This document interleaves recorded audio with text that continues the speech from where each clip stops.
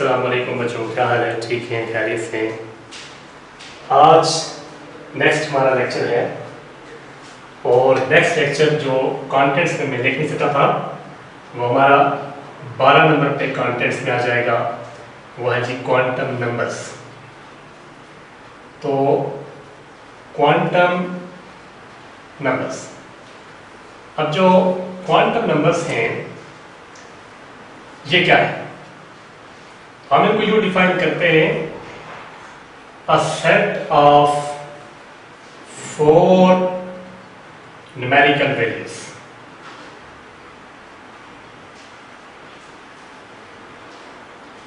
which describe complete behavior of electron in an atom। इनको हम कहते हैं जी क्वांटम नंबर्स। तो क्वांटम नंबर्स कहते हैं जी 4 क्वांटम नंबर्स हैं। तो फर्स्ट क्वांटम नंबर है principal quantum number, second quantum number है एजीमुथल क्वांटम नंबर। इस तरह से जो थर्ड क्वांटम नंबर है वो है मैग्नेटिक क्वांटम नंबर।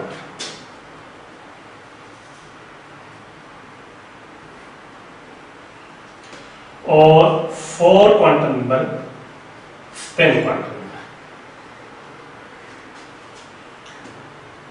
अब ये 4 के 4 जो क्वांटम नंबर्स हैं इनको हम 1 बाय 1 डिस्कस करेंगे।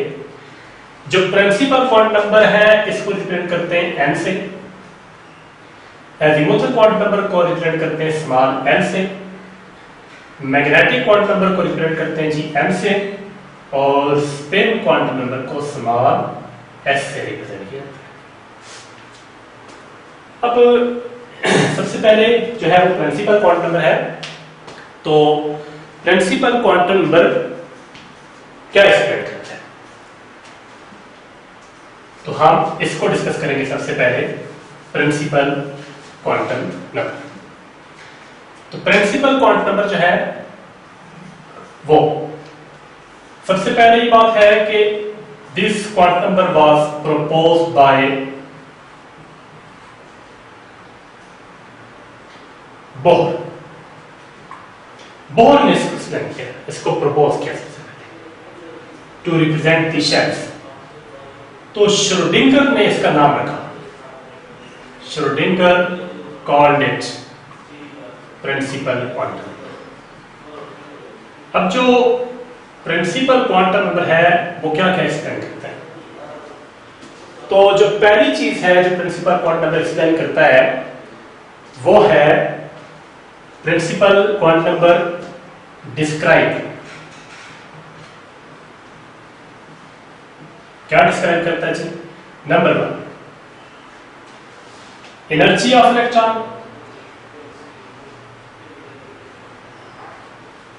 Energy of electron, distance of electron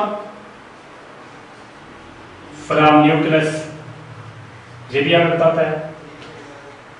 और तीसरी चीज जो है वो हमें principal quantum number that tells us the number of electrons in a shell or orbit।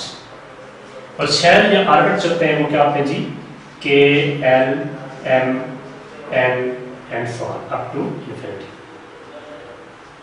इनके बारे में हमें ये बताता है। इसके जो फार्मूला है वो है 2n स्क्वायर। 2 कांस्टेंट है, n नंबर ऑफ शेल्स हैं और इसका स्क्वायर लेना है। मसलन हम ये कह सकते हैं कि k के अंदर मैक्सिमम इलेक्ट्रॉन कितने हो सकते हैं जी? 2 इलेक्ट्रॉन्स। इस तरह से n में मैक्सिमम इलेक्ट्रॉन 8 हो सकते हैं, m के अंदर मैक्सिमम इलेक्ट्रॉन्स 18 हो सकते हैं, n के अंदर मैक्सिमम इलेक्ट्रॉन 32 हो सकते हैं मैक्सिमम। कम से कम एक भी हो सकता है और नहीं भी हो सकते, लेकिन जो मैक्सिमम इलेक्ट्रॉन है वो K में मैक्सिमम 2 हो सकते हैं, L में मैक्सिमम इलेक्ट्रॉन 8 हो सकते हैं, M में मैक्सिमम इलेक्ट्रॉन 18 हो सकते हैं और N के अंदर मैक्सिमम इलेक्ट्रॉन 32 हो सकते हैं, सो ऑन। लेट्स सपोज हम किसी एक के अंदर इलेक्ट्रॉन को कैलकुलेट करते हैं। देखें L के अंदर हम ये कहते हैं कि कितने इलेक्ट्रॉन हैं, तो हमें ये पता है कि फॉर L N की वैल्यू K के लिए 1 होगी, L के लिए 2 होगी, तो लिहाजा यहां पे हम 2 लिख देंगे। As we know that formula हमारे पास है 2n स्क्वायर, तो यहां पे 2 और ये 2 का स्क्वायर ले लेंगे, तो ये हमारे पास K के अंदर इलेक्ट्रॉन आ जाएंगे 2 to the 4, 4 to the 8 electron. इसका मतलब है L के अंदर कितने इलेक्ट्रॉन आ गए जी? 8 इलेक्ट्रॉन आ गए। ये हम इस तरीके से हम किसी भी ऑर्बिट के अंदर नंबर ऑफ इलेक्ट्रॉन्स को भी कैलकुलेट कर सकते हैं by using the principal quantum number. तो प्रिंसिपल क्वांटम नंबर क्या बताता है जी? Principal quantum number tells us energy of electron in atom, distance of electron from nucleus, number of electrons in a shell और orbit, और by the formula 2n square. ये हमारे पास ये चीजें जो है वो प्रिंसिपल क्वांटम नंबर डिस्क्राइब करता है। तो नेक्स्ट क्वांटम नंबर जो है वो है एज़ीमुथल क्वांटम। तो पहले हम ये देखेंगे कि एज़ीमुथल क्वांटम नंबर कहां से आया, क्या इसकी बेस है, क्यों हम इसकी यूज करें। तो एज़ीमुथल क्वांटम नंबर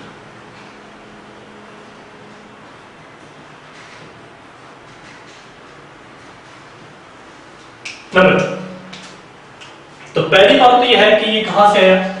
बोहर के मॉडल के डिफेक्ट्स में हमने इससे पहले एक लेक्चर के अंदर ये डिस्कस किया था कि बोहर के मॉडल का एक डिफेक्ट है कि वो मल्टीपल स्पेक्ट्रम को एक्सप्लेन नहीं कर सकता। टू एक्सप्लेन मल्टीपल स्पेक्ट्रम और फाइन स्ट्रक्चर ऑफ स्पेक्ट्रम, तो फाइन स्ट्रक्चर ऑफ स्पेक्ट्रम या मल्टीपल स्पेक्ट्रम को एक्सप्लेन करने के लिए second quantum number was proposed. ये पेश करें जिसको कहते हैं एज़ीमुथल क्वांटम नंबर।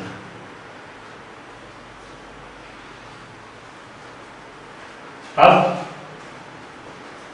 जो मल्टीपल स्पेक्ट्रम या फाइन स्ट्रक्चर ऑफ स्पेक्ट्रम है उसके बारे में हम पहले ही डिस्कस कर चुके हैं कि when spectrum of an atom is observed by high resolving spectrophotometer, then one spectral line contain various lines which is called the multiple spectrum or fine structure of the spectrum। तो fine structure of spectrum को Bohr का model explain नहीं कर सकता, तो fine structure of spectrum या multiple spectrum को explain करने के लिए सेकंड क्वांटम नंबर पेश किया गया, प्रपोज किया गया, जिसका नाम है एज़ीमुथल क्वांटम नंबर। तो एज़ीमुथल क्वांटम नंबर के बारे में पहली बात तो हमने कह दी कि ये क्या होता है जी, रिप्रेजेंटेड बाय ठीक है, और इसकी जो वैल्यूज हैं वो क्या है जी, n is equal to 0, 1, 2, 3 up to so on and n minus 1। और तीसरी बात क्या है जी, इसकी जो वैल्यू है, इट्स वैल्यू जो हमने कहा 0 है, 1 है, 2 है, up to n minus 1 होगी, वो डिपेंड करती है, depends upon principal quantum number. इसकी जो वैल्यू है वो प्रिंसिपल क्वांटम नंबर के ऊपर डिपेंड करती है। अब ये क्या बताता है जी, दिस क्वांटम नंबर डिस्क्राइब्स, इसको हम यहां पे डिस्कस, डिस्क्राइब्स नंबर, पहली चीज जो ये बताएगा वो है यहाँ पे shape it is for it describes, क्या हम यूं कह सकते हैं, इट डिस्क्राइब्स सबशेल्स, इस सबशेल्स के बारे में, या उनको हम कहते हैं ऑर्बिटल्स, उनके बारे में। इससे पहले जो हम क्वांटम नंबर पढ़ चुके हैं वो प्रिंसिपल क्वांटम नंबर था, और प्रिंसिपल क्वांटम नंबर जो होता है वो शेल के बारे में है, और ये सबशेल के बारे में है। और दूसरी बात, टेल्स अस और डिस्क्राइब्स शेप्स ऑफ ऑर्बिटल्स। ये क्या बताता है जी? Shapes of orbitals. और कैसे जी? देखें, L की वैल्यू अगर 0 है इसका मतलब है S ऑर्बिटल होगा जो कि स्फेरिकल शेप होता है, ओवल शेप होता है, इस तरह। L की वैल्यू अगर 1 है तो P ऑर्बिटल होगा या P सब शेप होगा, और P जो होता है वो डंबल होता है, इस तरह। और इस तरह से अगर L की वैल्यू 2 है तो D ऑर्बिटल, और D ऑर्बिटल जो होता है वो डबल डबल होता है। इस तरह से अगर हम बात करते हैं जी, L की वैल्यू अगर हमारे पास हो 3 तो कौन सा ऑर्बिटल होगा जी? S ऑर्बिटल होगा। S ऑर्बिटल जो होता है वो कॉम्प्लिकेटेड होता है, उसको हम ड्रॉ नहीं कर सकते, कॉम्प्लिकेटेड। तो ये हमें शेप्स ऑफ ऑर्बिटल्स बताता है।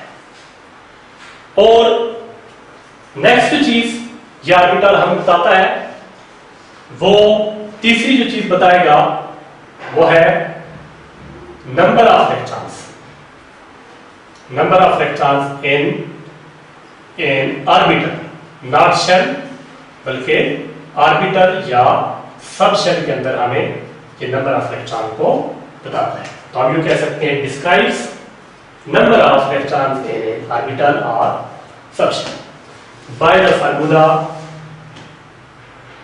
2n2 2n plus 1। ये हमारे पास फार्मूला है। इस फार्मूले से हम इलेक्ट्रॉन को कैलकुलेट कर सकते हैं। मसलन S में मैक्सिमम इलेक्ट्रॉन 2 हो सकते हैं, P के अंदर मैक्सिमम इलेक्ट्रॉन हमारे पास 10 हो सकते हैं, D के अंदर मैक्सिमम इलेक्ट्रॉन हमारे पास P के अंदर मैक्सिमम इलेक्ट्रॉन 6 हो सकते हैं, और D के अंदर मैक्सिमम इलेक्ट्रॉन 10 हो सकते हैं। इस तरह से F में मैक्सिमम इलेक्ट्रॉन 14 हो सकते हैं, कम से कम एक भी हो सकता है और मैक्सिमम 14 हो S के। तो ये हमें कैलकुलेट कर सकते हैं हम किससे जी? एजीमुथल क्वांटम नंबर से। लेट हम एक एग्जांपल कंसीडर करते हैं और हम एग्जांपल में इलेक्ट्रॉन्स को कैलकुलेट करेंगे।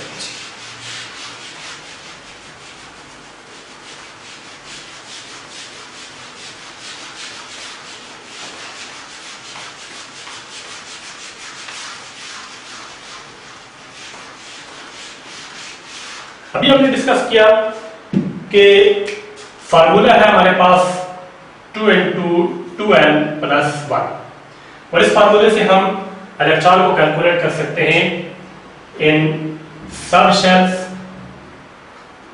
या ऑर्बिटल के अंदर। और वो सब शेल या ऑर्बिटल कौन कौन से जी? S, P, D और F। ये हमारे पास 4 ऑर्बिटल्स।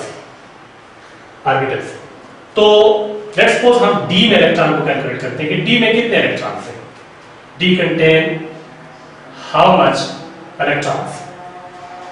तो D के अंदर जो मैक्सिमम इलेक्ट्रॉन है वो हम for D L is equal to, देखें L 0 होता है तो S, 1 होता है तो P, 2 होता है तो D।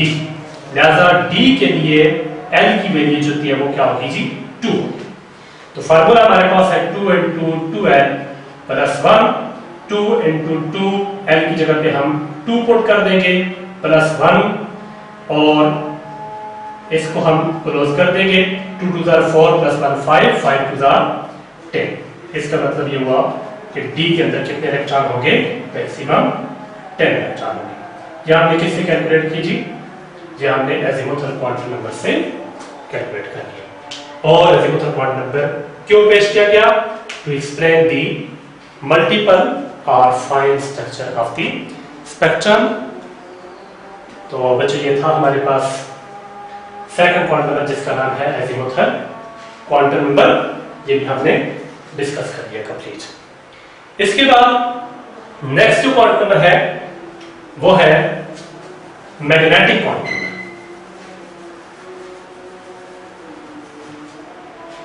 तो अब हम आते हैं जी मैग्नेटिक क्वांटम नंबर की तरफ। तो magnetic quantum number third number पे आ गए जी, मैग्नेटिक क्वांटम नंबर। तो मैग्नेटिक क्वांटम नंबर को हमने कहा था m से रिप्रेजेंट करते हैं। पहली बात तो ये कि हमें इसकी क्यों जरूरत पड़ी, तो ये भी बोहर के एटॉमिक मॉडल के डिफेक्ट्स में मेंशन है कि बोहर का एटॉमिक मॉडल जो है that is unable to explain Zeeman effect and Stark effect. तो लिहाजा to explain Zeeman effect and Stark effect,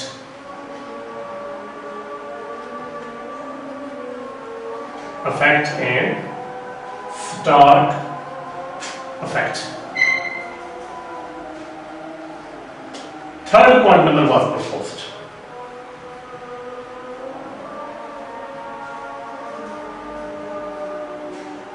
Called magnetic quantum number. तो मैग्नेटिक क्वांटम नंबर जो है ये ज़ीमैन इफेक्ट और स्टार्क इफेक्ट को एक्सप्लेन करने के लिए आया, जो कि डिफेक्ट्स थे बोहर एटॉमिक मॉडल के। तो पहली बात यह है कि magnetic quantum number is represented by m small, और जो इसकी वैल्यूज हैं वो क्या है जी, m is equal to 0 +1 ±1 +-2 +-3 and so on. ये वैल्यूज। अब जब हम बात करते हैं मैग्नेटिक क्वांटम नंबर की, तो ये हमें क्या बताता है जी, magnetic quantum number describes or tells us orientation of orbitals, orientations of atomic orbitals. Let's suppose हमारे पास s ऑर्बिटल है, जब l की वैल्यू 0 होगी तो कौन सा ऑर्बिटल होगा जी, s ऑर्बिटल।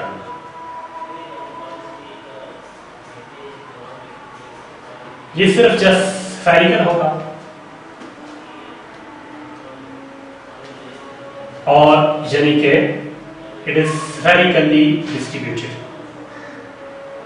Like this.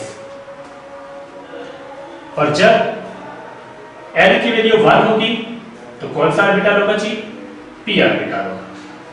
अब हमने m की वैल्यू जो है उसमें भी, जब L की वैल्यू 0 थी s ऑर्बिटल था और m की वैल्यू भी 0 ही होगी, then m is equal to 0। लिहाजा a की ओरिएंटेशन पॉसिबल है वो है स्फेरिकल। जब l की वैल्यू 1 है तो p ऑर्बिटल होगा और m की वैल्यू क्या होगी, then m is equal to, इसको जो लिख देते हैं, m की वैल्यू हमने 1 तक जाना है, 0 भी है, +1 भी है और -1 भी है। इसका मतलब है कि 3 ओरिएंटेशंस आर पॉसिबल।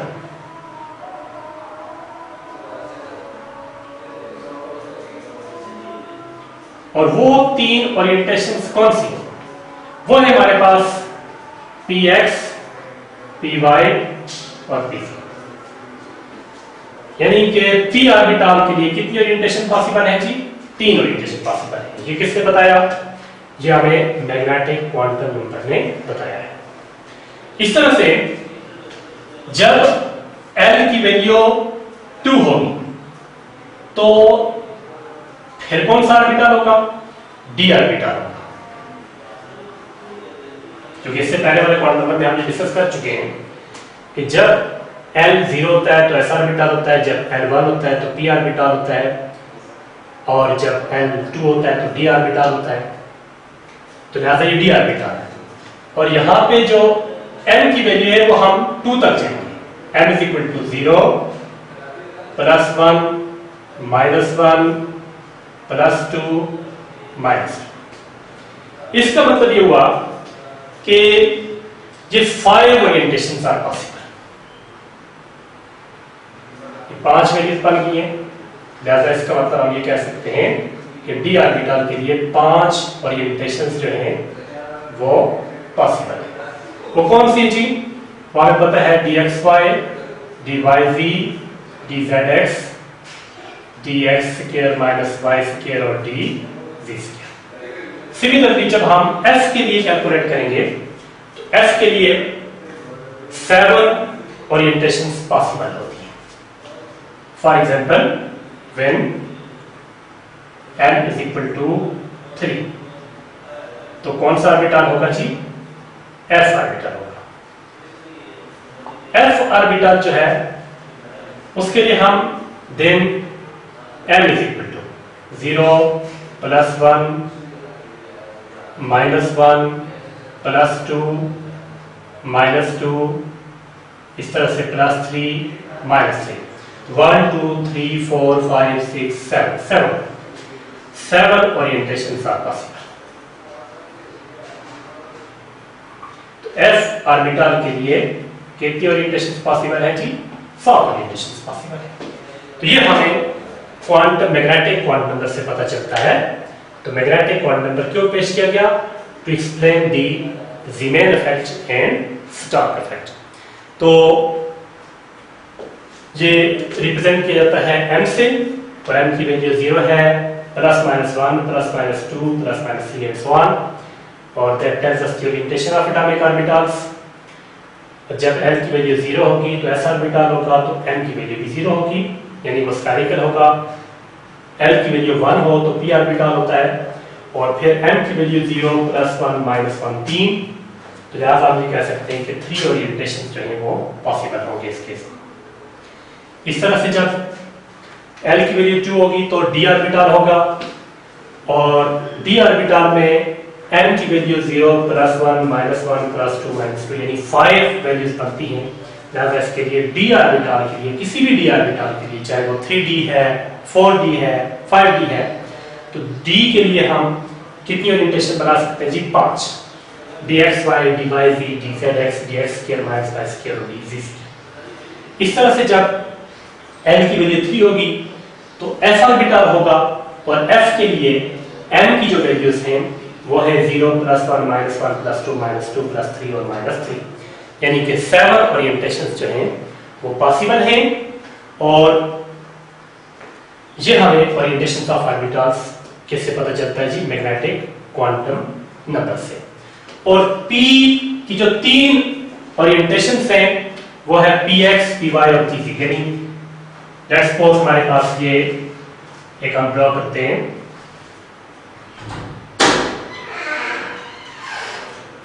ये हमारे पास 3 प्लेन्स हैं। तो जो x डायरेक्शन में होगा, लेट्स सपोज ये वाला x है, ये y है और ये वाला z है, इसको हम कहेंगे px। और इस तरह से जो y डायरेक्शन में होगा उसको हम, y प्लेन में होगा उसको py का नाम दे देंगे। तो लेट्स सपोज ये हमारे पास py है, और ये वाला हमारे पास pz है। ये px, ये वाला py और ये वाला pz। इस तरह से dxy, dyz, dzx, dx square minus y square और dz स्क्वायर, यानी वो 5 तरह के रिलेशंस उसके लिए पॉसिबल हैं। बच्चों, उम्मीद है कि आपको ये हमारा लेक्चर जो है आज का वो समझ आ गया होगा। तो इंशाल्लाह हम बाकी चीज़ें नेक्स्ट डिस्कस करेंगे नेक्स्ट लेक्चर के अंदर। अभी हमारा स्पेन कॉन्ट नंबर रहता है, उसको हम डिस्कस करेंगे, उसकी बेस भी बताएंगे कि स्पेन कॉन्ट नंबर की क्यों जरूरत पेश आई। तो जो चीज़ आपको ना समझ आई वो आप किसी भी तरीके से वो पूछ सकते हैं, कांटेक्ट कर सकते हैं, तो आपको मुकम्मल तौर पे बताई जाएगी। Best of luck. आज के लिए बस इतना ही। अल्लाह।